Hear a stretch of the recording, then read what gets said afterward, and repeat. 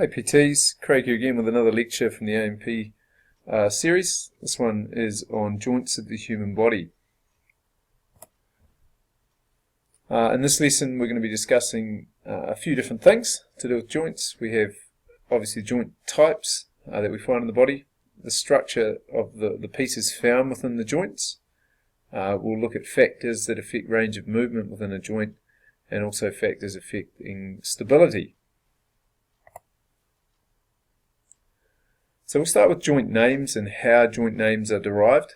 The technical joint names we're talking about here, obviously you guys are familiar with things like shoulders and knees and ankles, but from a technical standpoint these have a secondary name.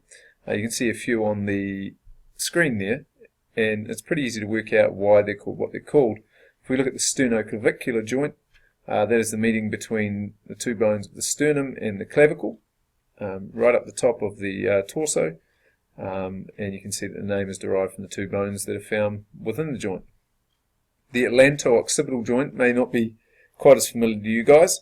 The occipital bone is or occipital protuberance is the bump at the base of your skull at the back of your head, and that coincides or co-joins with the first of your cervical spinal bones, and of course that one's called the atlas bone. So you've got the atlanto-occipital joint, which is effectively a hinge joint that makes you go yes. So it's the one where nodding your head is originating from.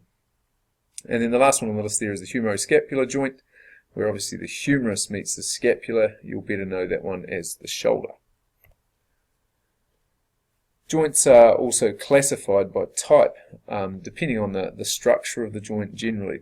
The structure will depend on how the two bones are joined together, what substances effectively co-join the bones within the joint. So there are a few different types we're going to work through. You can see there on screen: fibrous joints, cartilaginous joints, synostosis joints, and synovial joints, the major movement joints of the body, which we'll spend most of our focus on. So let's dive in and have a look at fibrous joints. So fibrous joints are effectively joints where bone plates or bone parts are held together by collagen fibers, and those collagen fibers effectively emerge from the periosteum or outside casing of bone, and of course connect into the periosteum of another bone. So it's a very strong connection. There's essentially no joint cavity there, which means there's no space between the two bones and therefore no fluid filling that cavity. Examples of fibrous joints you can see there include skull sutures, so the picture we just looked at before, you can see the plates of the skull, and obviously that's there for the purpose of allowing those skull bones to continue to grow, to allow for brain growth as you age from infant through to adult. The collagen fibers allow that level of flexibility where we don't have to fuse the plates yet, we allow them to grow and continue to be connected, but retain that ability to expand. Teeth in their sockets is another example of a fibrous joint, so gomphosis that's known as, and you can see here a tooth in the socket. Down here you see the bottom edges of the tooth here, known as the roots. Okay, and we often think of the roots as the dangly bits that are hanging off the tooth when it falls out of a child's mouth, but in fact those are the periodontal ligaments that we see attached here, and that is of course collagen fibers that are attaching the bony root of the tooth here into the jaw bone. So collagen fibers there again, and again this gives it the ability for those two bones to be separated at some point, and when we need to grow our adult teeth, obviously if we dissolve those collagen fibers and push through with the teeth coming in underneath, then you get you get the idea of the use of having removable bones in that sense. Later in life, not so fun when those fall out. Those collagen fibers can obviously erode and the teeth can decay and become detached that way, and of course you end up with holes in your teeth for life at that point.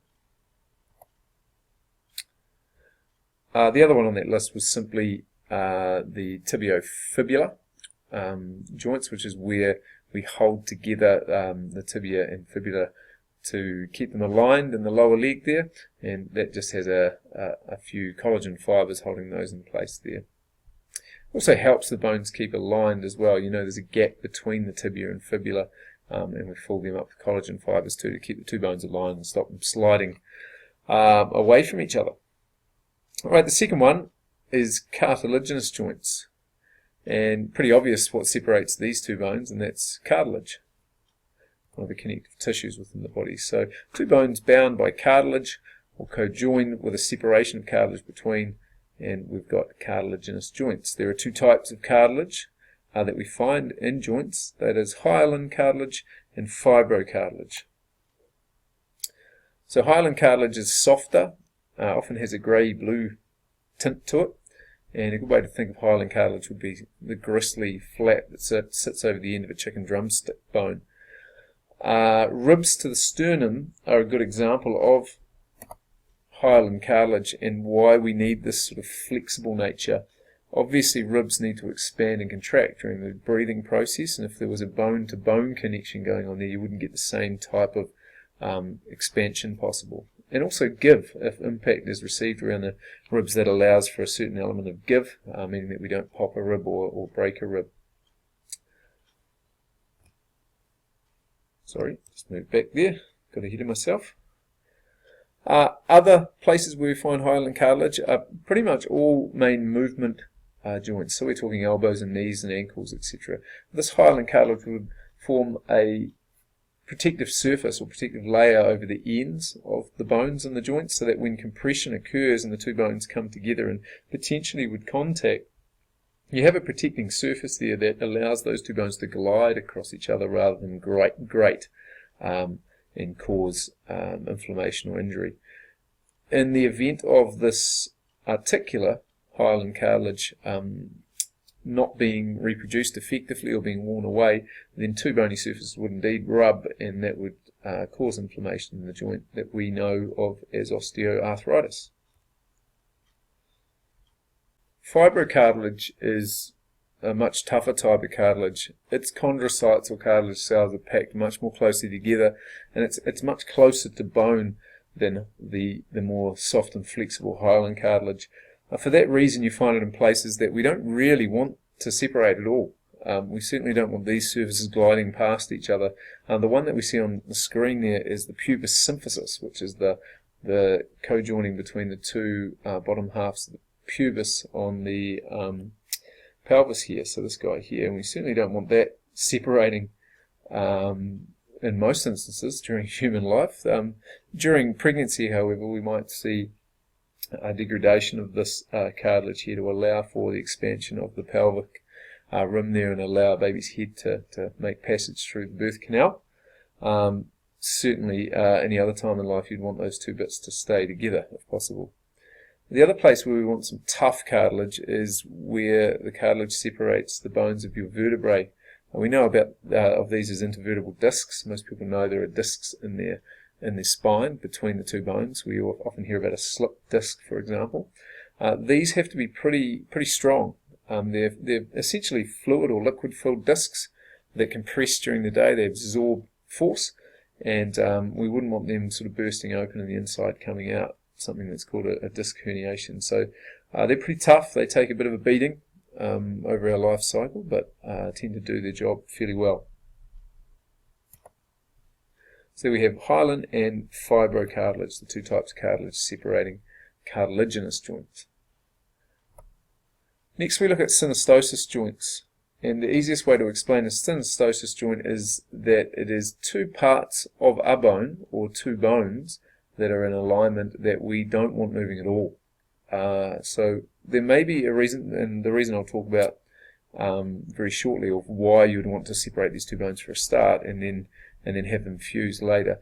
But effectively, where you had a fibrous joint or you had a cartilaginous joint during the growth phases of your life, when you reached adulthood, these joints ossify and become one. Classic examples again are the bones of the skull. Once you reach physical maturity, there's no reason for those plates to move any further and expand with the brain, so they will fuse and form one entire bony casing that we know as the cranium.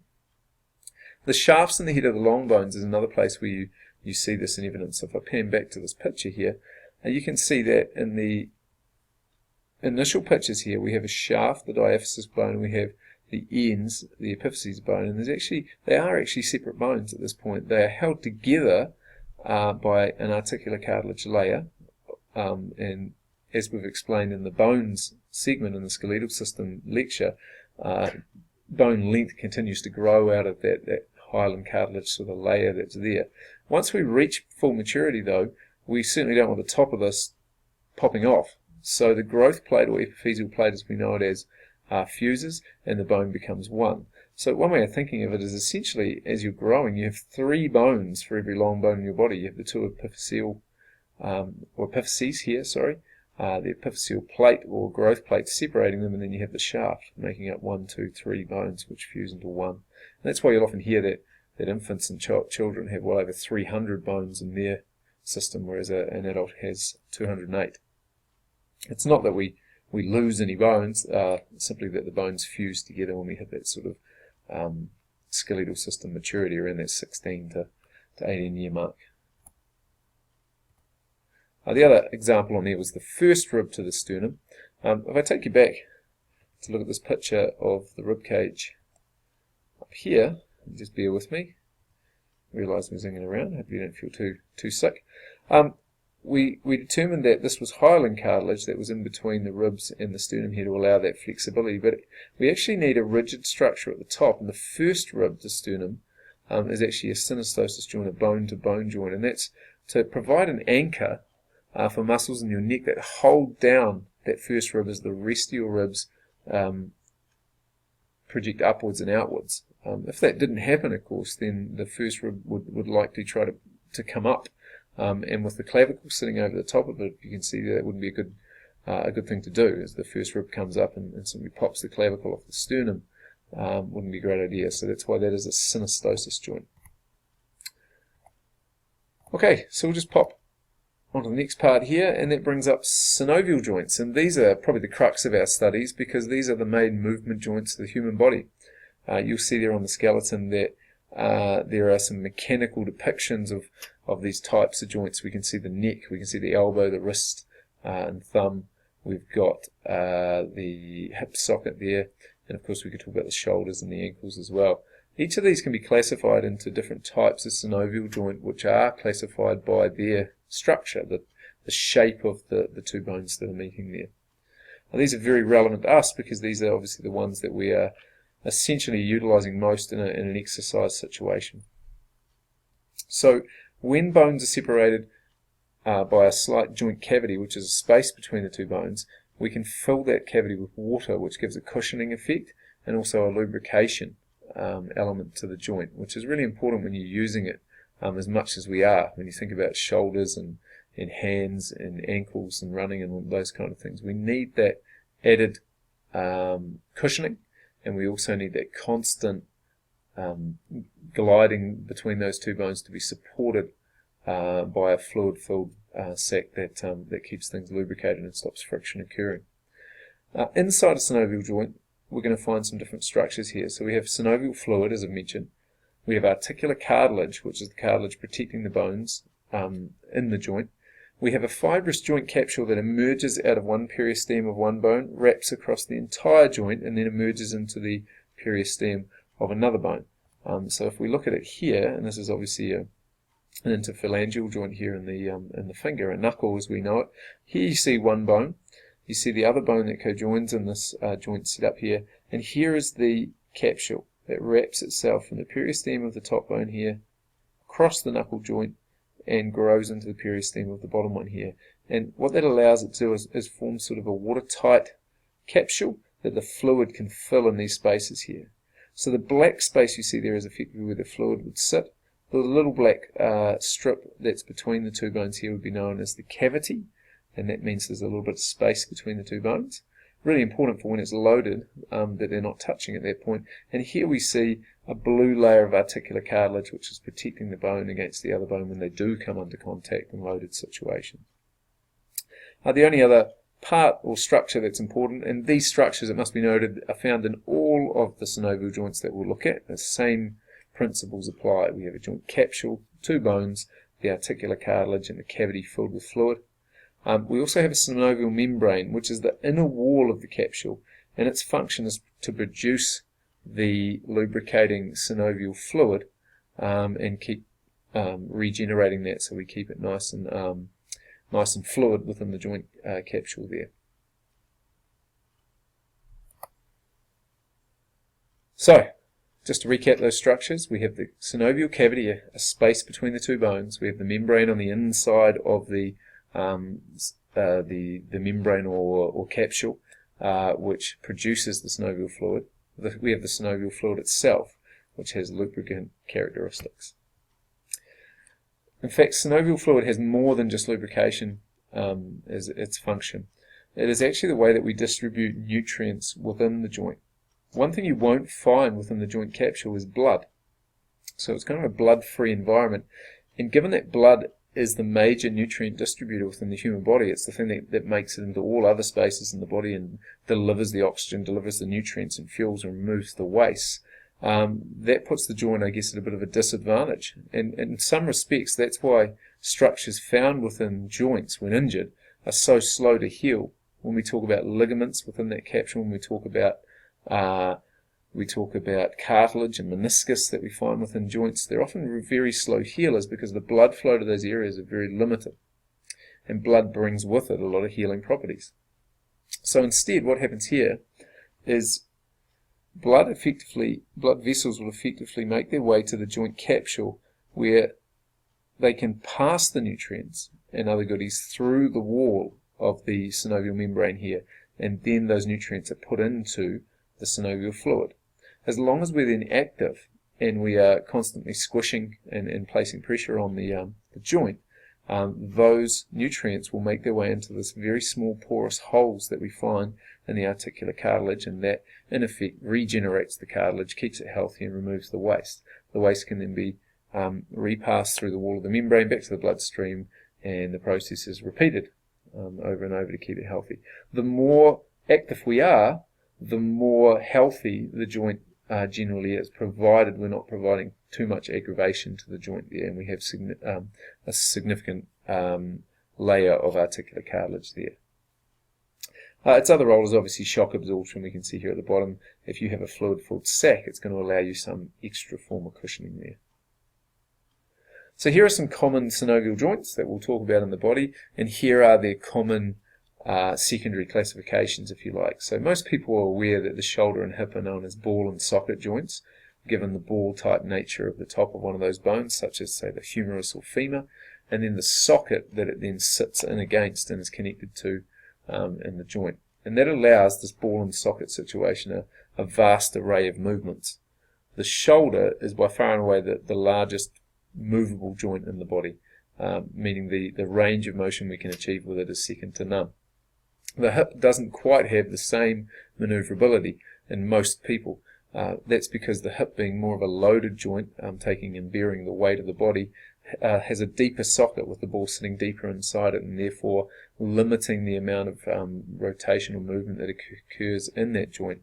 And the limit of hip rotation, hip flexion, hip extension, hip abduction, and those types of movement is really limited by bone-on-bone contact. So a bone will rotate through the joint until the head of that bone cracks against the bone of the socket. Okay, so it has a limited range of movement. And we all have different characteristics, so that allows for the differences between people who are very hyperflexible, they may have very shallow sockets, versus people that are very inflexible and structurally have very deep sockets, which means that the head of that bone can't rotate far before it hits the wall of the socket.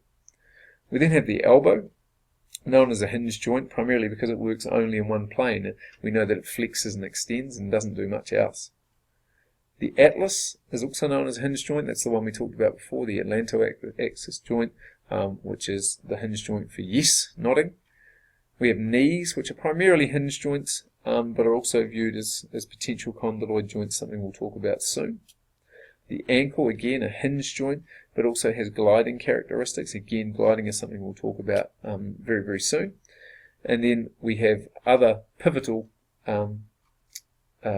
places in the body where we have a rotation-based joint.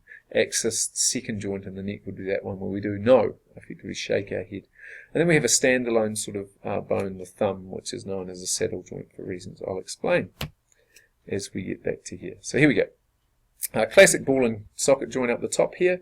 You can see a ball sitting in a socket allowing multiple ranges of movement there, including flexion, extension, adduction, and most importantly rotation, which sets it apart from a lot of the other joints in the body. A pivot joint, like the second vertebrae in the neck, between C1 and C2, we can see a bone fitting inside a little circular opening in another bone, and this mechanical representation here, which means it can turn, and that of course turns your head from side to side. You also have a similar setup in the proximal radioulnar joint, where we produce the movements of pronation and supination. It's also known as a pivot joint. At the elbow, you see the hinge here, a shallow sort of groove with a cylindrical type ending to this bone here, which sits in it and allows it that degree of movement in one plane only, just like the hinge of a door. A condyloid joint is effectively a shallow ball and socket joint. So it allows many of the same movements as a ball and socket joint, except for one pivotal one that I mentioned before. So a finger is effectively a condyloid joint. If you think about it, a finger can flex and it can extend. So you can bunch your fingers and extend them out again. You can abduct your fingers, taking your fingers wide apart, and you can bring them close together, which is adduction. But one thing you can't do with a finger is rotate it. Okay, so you can't rotate a finger on its own. You can obviously rotate your wrist, but not your finger.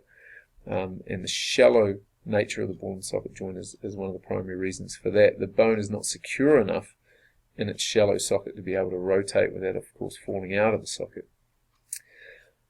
We have plane or gliding joints. So these are referred to as gliding joints before. These are the short, bony masses of the tarsals in the feet and ankle, and of course the carpals up here in the wrist. And these are little boxy bones that sit next to each other, held together by ligaments, and they can move slightly in each direction. So they can go up, down, sideways, back and forward, but not very far because they're held by their ligament structures.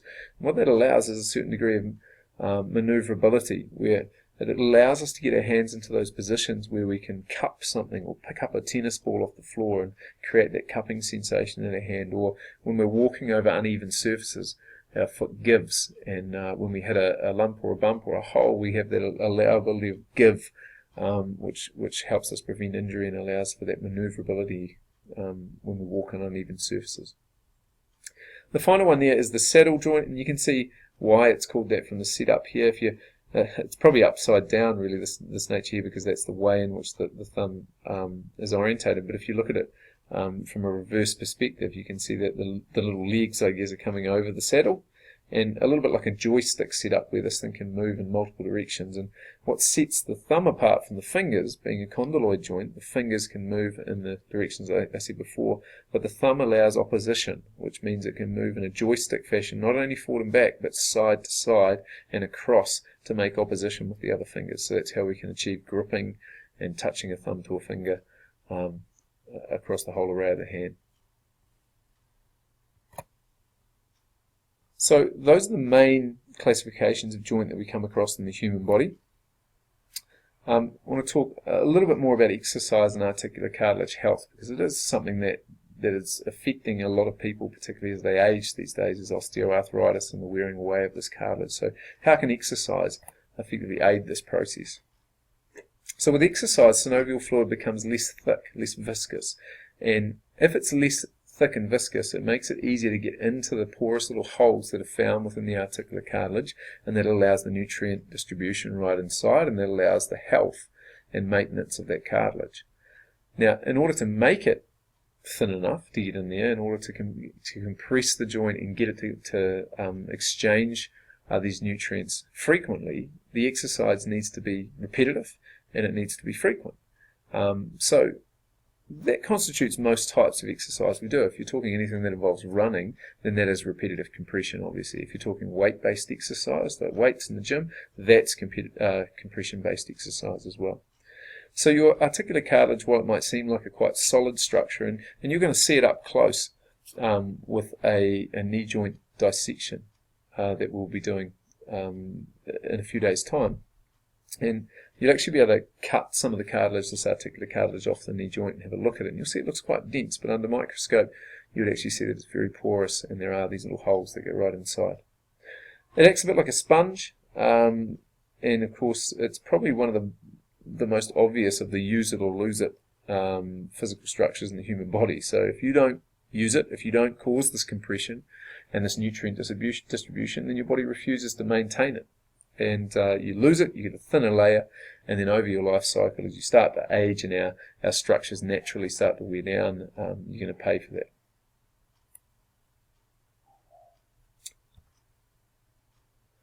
Alright, so the last two things we look at in this lecture here are two key variabilities of joint.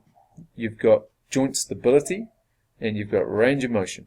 And the two go hand in hand. You know, you've got to have an element of one to protect the joint. So stability is really important. Otherwise, the two bones migrate apart, and of course that leads to a dislocation or subluxation. But then you also need range of motion, because we perform a variety of exercises, and particularly in sport, we need to be able to achieve different positions where range of motion is paramount. If you can't get into those positions, then you're really limited in your athletic abilities. The downside of these two things is that while we need them in unison, that the production of one, or the increasing of one of these things, usually is at the expense of the other.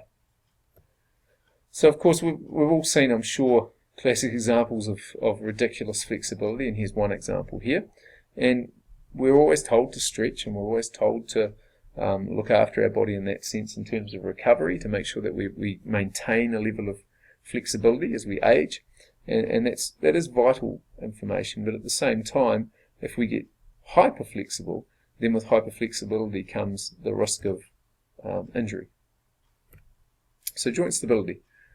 These are the three things that essentially determine joint stability. Number one is your ligaments. Okay, so ligaments provide both the static stability, and the primary role is static stability. So when you're standing still, or when you're in posture and that kind of thing, then it is the joint ligaments that effectively do all the work in terms of stability.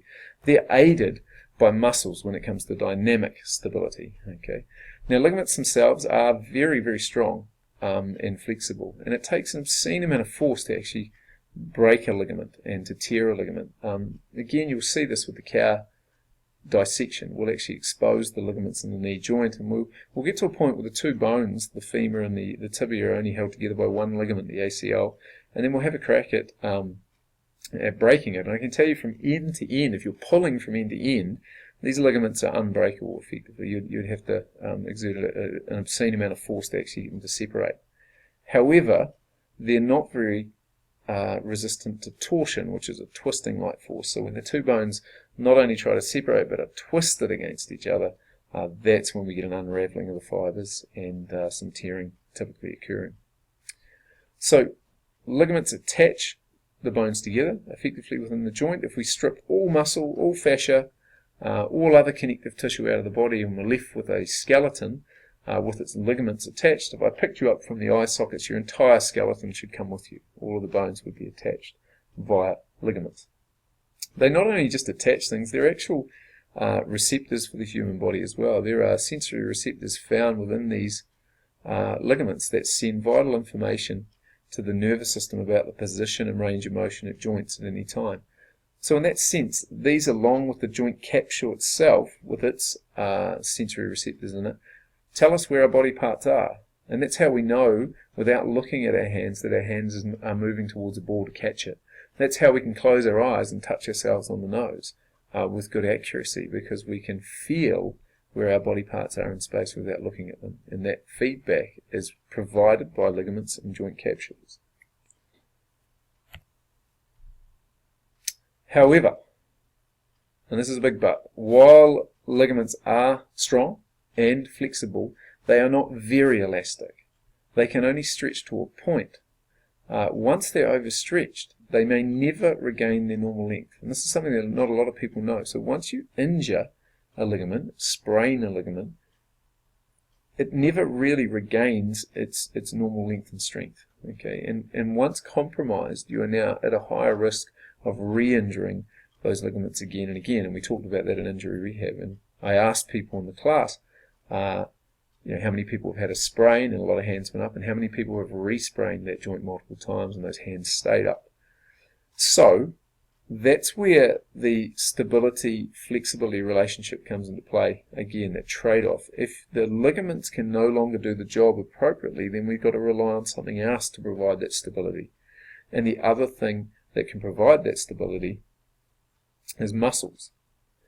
So they aid static stability. Obviously we use muscles and stance as well, but when you're moving, these become the primary dynamic stabilizers of the joints. Okay, so if you think of the knee as a classic example, the quads, the hamstrings provide dynamic stability so that the two bones can't migrate away from each other. The ligaments are still resisting movement in the directions that we don't want it to happen, but they need added help because the amount of force that is going through the bones is now a lot higher. So if ligament function is impaired by injury, then strength training becomes a necessity to try and stabilize that joint and provide that additional static stability and dynamic stability.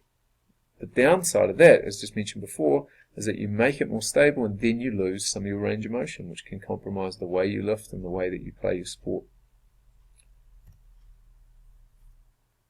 So strength training is definitely something that should be built into any sports person's regime. And the old Arthur Lydiard days, if you remember him from training Peter Snell and these athletes where runners ran and swimmers swam, and that's how they trained. Well, those days have changed somewhat, and a lot of runners, or definitely the high-level runners, are incorporating strengthening exercises into their regime as well as an injury prevention mechanism.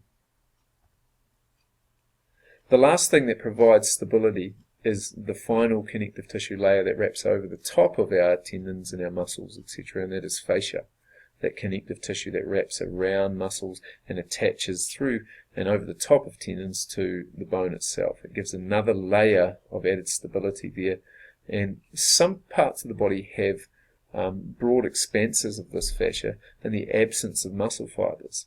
So a good way of thinking about this is if you're looking at a human body muscle diagram, you'll see places where there aren't any muscle fibers.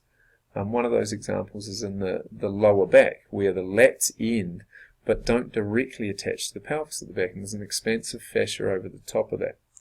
The iliotibial tract runs off the base attachment or origin of the gluteus maximus and runs right down the outside of your thigh down to your knee, and it's just basically there as an integrity model that holds the muscles in place, okay, and that can also aid with stability as well. So there we see fascia as the outer layer on this muscle here, forming a sheath over the top, and it has its own connection over the top of the tendon into the bone. And here we see a picture of this fascia, and we see the iliotibial band. So you've got your glute here, your TFL, tensor fascia latae here, and then you have this fascia band in here. So you can see how that would provide integrity and keep the whole thing in place, particularly as we're moving. It acts like almost a very large ligament running from the top to the bottom here. And you might be familiar with facial training techniques or recovery techniques or prevention techniques in the form of foam rolling. This is where we would typically use foam rolling to achieve a lengthening of this tissue if it became tight or too tight.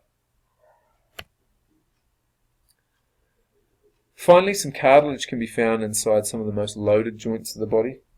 Classic example is in the knee, and we'll look at the knee as a wee case study to finish off, because of course that's what we're going to be cutting up in the days to come. So meniscus, or menisci, it's plural. Many people have heard of meniscus, or when you hear of cartilage damage in the knee, for example, that's generally what we're talking about. A pad of fibrocartilage that just sits between the two bones, providing an additional layer of cushioning. Okay. So here's an example of a knee joint here. Up the top here we have the femur, with its femoral condyles here covered in articular cartilage. And we have the tibia here, okay, and the tibia sort of fossa, which is this a sort of scooped out area in here. And this is why the knee is sometimes referred to as a condyloid joint, because it almost has a double ball and shallow double socket here that the two condyles here sit inside. Now, the thick wodge of connective tissue that you see here, here's the lateral meniscus you see, provides an extra layer of stability there for the heavily loaded knee. So it takes a lot of that impact off and stops this bone cracking against the bone on the bottom. And we have the medial meniscus on the other side here. When you cut open the knee, what we're going to do is try and isolate all of these ligaments here. So we'll actually be cutting away muscle and fascia and capsule, and we'll try to isolate the lateral ligament and the medial collateral ligament here. We'll try to find the ACL and the PCL, and we'll also end up separating these two bones, and you'll see beautiful examples of meniscus, which are C-shaped little discs that provide a little egg cup, effectively, for the condyle bones to sit in. Alright, so just to finish things off, we have the range of movement, which is the other thing that we're of course trying to develop. Now, as mentioned before, this is really limited and differentiated in different people by the shape of their sockets and the depth of things like the ball and socket joints, the condyloid joints, etc. So as you can see, this lady here has obviously developed her flexibility to fairly ridiculous levels there. So that's an indication that, again, she's able to go to that position because of the nature of her hip joint, taking it to bone-on-bone contact. Now, for me, I can tell you, not only would I not even get close to the splits, let alone taking my foot well beyond that, not only do I have muscular tension that might be stopping that, but of course my hip structure is never going to allow that to happen, meaning I probably have much deeper hip sockets than her. I'm sure many of you out there can sympathise with that. The main factors affecting the amount of range of movement that your joint can produce are, again, muscles and their tendons. So how tight and how short are your muscles and tendons? If they are very tight and short, then you're obviously not going to be able to stretch beyond that and take your joint through its entire range of motion. This is where preventative stretching and even aggressive stretching to some sense, when you actually do an applied flexibility program as part of your training, you're trying to get the most you can out of those structures there to allow at least your joint to go through its entire structural range of motion until we get near to bone-on-bone contact. So many of us have more flexibility in us, we just haven't allowed that to be developed because of the tightness of muscles and tendons, and I'm certainly one of those. Bulky tissue can have an effect on this as well. If you have an excessive amount of muscle, then it's going to prevent your body from getting into full range of motion positions. So you see this in heavily muscled bodybuilders that can no longer touch their fingers to their shoulders because their bicep is in the road, or they can't reach to the back seat of the car because the bulky tissue in between and surrounding the joints is preventing that movement. The other thing that will affect someone being able to achieve full range of motion is disease or conditions that are associated with the joint, and we'll look at a couple of them coming up. So the single most important factor in range of motion is the condition of your muscles and tendons. I've got a wee case study here on YouTube, and this is a wee video of the shoulder joint that just shows the uniqueness, I guess, of the setup. And it starts with the shoulder is an elegant piece of machinery. It has the greatest range of motion of any joint in the body. However, this large range of motion can also lead to shoulder joint problems. Understanding the different parts of the shoulder can help you understand how the shoulder works, how it can be injured, and how challenging recovery can be when the shoulder is injured. So, we're not going to watch this entire video now. I encourage you to have a look at it on the full Prezi that's on the site. There are so many things around the shoulder joint. You can see them all being listed here on the side here. There's so many different components. And you can see that within the shoulder joint as well are these bony grooves and things at the scapula and underneath the clavicle, and things run in between all these gaps. So the shoulder with its range of motion takes the head of this humerus all the way up until it whacks effectively onto this acromion process right here. You can see that happening now. So you've got tendons running through here, you've got nerves running through here, you've got blood vessels, and of course if things aren't held in perfect alignment, those things could get jammed against the top of the bony surface that sits as the roof here. And of course that's going to cause inflammation and pain, and that's why this shoulder joint in particular is a common site of injury. Okay, now the muscles of the shoulder can help with this, and I'm just going to drag forward a wee bit here to give you a gist of it. It's going through the bony nature of the joint. We'll get to the point where we start laying down some muscles. So here's some biceps. Now they don't have a huge amount to do with the stability of the shoulder joint there, you can see, because they only attach here right at the top of the humerus or scapular attachment here and here. So we move through, we will look at some stabilizing muscles here, and here we see a couple. These are known as the rotator cuff.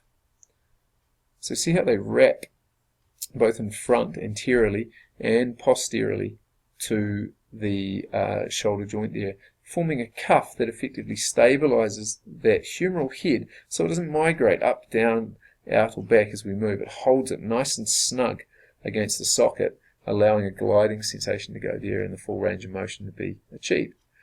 Now, if you were to injure those, or they were weak, they would allow the head of this to effectively migrate south often, okay, and that would cause separation between those two bones. Here's the delts, which we know are one of the key movement muscles as well. So all of these muscles here are providing stability. Because it's such a huge, hugely movable joint, it needs a great amount of musculature there to effectively stabilize it while it goes through its range of motion. Now, unfortunately, with lifestyle and the things that we often do during a day, like sit at a desk and use our mouse and have our shoulders rolling forward all the time, we can sometimes weaken particularly these posterior muscles here of the rotator cuff. And if they get weak, then we start to compensate when we lift our arm because we're very stable at this point. We use a lot of other musculature like our trapezius and our delts and those kind of things, and overuse them in situations where they tire and we begin to lose form and function of the shoulder. And that can cause pain, that can cause inflammation, and that can cause issues that you're going to see quite a lot in the gym scenario there. We'll talk more about the injury ramifications of shoulders as we get through to muscle and that kind of thing there, but this gives you an idea of how muscles provide that stability around the shoulder joint. When we talk about the hips later, you'll see that there are actually 28 muscles effectively involved around the lumbo-pelvis hip region, and that's going to provide a hell of a lot more stability. And when you think of a shoulder versus a hip is far more stable because of the loading functions that it has. Bulky tissue, as I mentioned, can restrict flexibility, but is certainly not a given. As you can see in the picture here, this guy has ample muscle mass, obviously, but has maintained his flexibility. So it shows the importance, I guess, of maintaining flexibility while you build muscle. And this guy's obviously done both. To do this, of course, he would have to have some fairly hypermobile sort of bony structure there as well that allows him to get to those positions that most of us couldn't dream of getting to. Finally, disease or condition. Yeah, if something hurts, you don't want to use it. And if something hurts, it will generally hurt at the range of its movement. So, meaning that you'll be probably pretty comfortable with the limbs, for example, fairly close to your body, but the moment you take them to their outer ranges, then you lose a little bit of trust there, as pain is usually imminent. It's often associated with muscular weakness or bone degradation. So we can see in the picture here, a spine being a classic example of osteoporosis, sort of eroding the bone in the bodies of the spine here and causing this unnatural sort of curvature here. And that is severely going to restrict range of motion there. The ability to even lift her head up, pull her shoulders back is now compromised. Pain, inflammation, muscular problems in the lower back, skeletal problems of osteoporosis can all be debilitating effects that can affect your range of motion. Okay, so that's effectively the joint presentation. The next step in the series is to have a look at one. So the joints are on order, coming in fresh. We'll get our scalpels out and we'll be tearing into these things and looking for the structures that we've just gone over. So don't be squeamish. It's something to look forward to. Your learning that you'll take out of it will be great. And once we finish this little section here, guys, and we've looked at bones and muscles, the next bones and joints, the next thing is to put the muscles on, and that's where we all want to get to. Thanks for your attention, and we'll see you again in class.